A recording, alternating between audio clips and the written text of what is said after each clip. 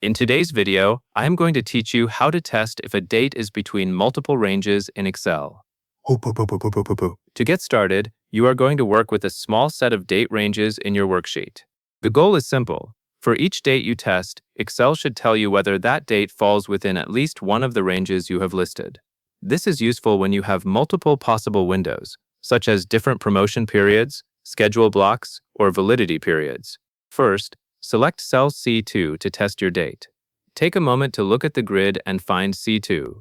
This is the cell where you will enter the formula that checks the date against the ranges. Selecting the correct starting cell matters because everything you enter will build from this point and will affect how you drag the formula later. Next, you will type the formula into cell C2. In the formula bar, type the following exactly. =, count ifs, $2, $4, and A2, $2, $4, and A2, 0. Then press Enter. As you enter this, it helps to understand what Excel is doing, even though the formula looks a bit complex at first. The COUNTIFS function counts how many rows meet multiple conditions at the same time. Here, the first condition, $2, $4, and A2, checks whether the range start date in column E is less than or equal to the date in A2. Then the second condition, $2, $4, and A2, checks whether the range end date in column F is greater than or equal to that same A2 date.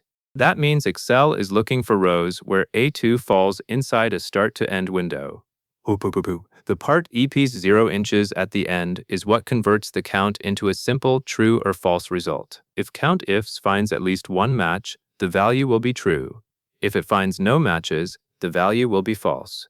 This makes it easy to interpret the results when you are working with multiple date ranges. Now that you have the formula in C2, the next step is to apply the same logic to the rest of your dates. After pressing Enter, you should see the result in cell C2, either true or false. If you see an error, double-check that you typed the formula correctly and that the referenced columns contain valid date values. After that, drag the fill handle down to cell C4.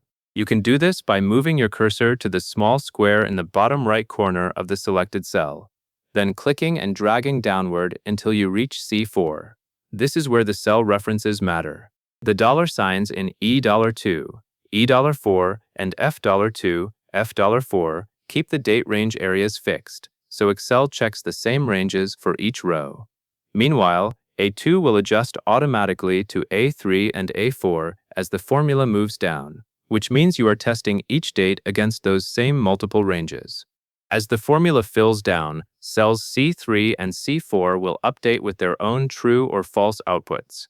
Take a moment to observe what changed.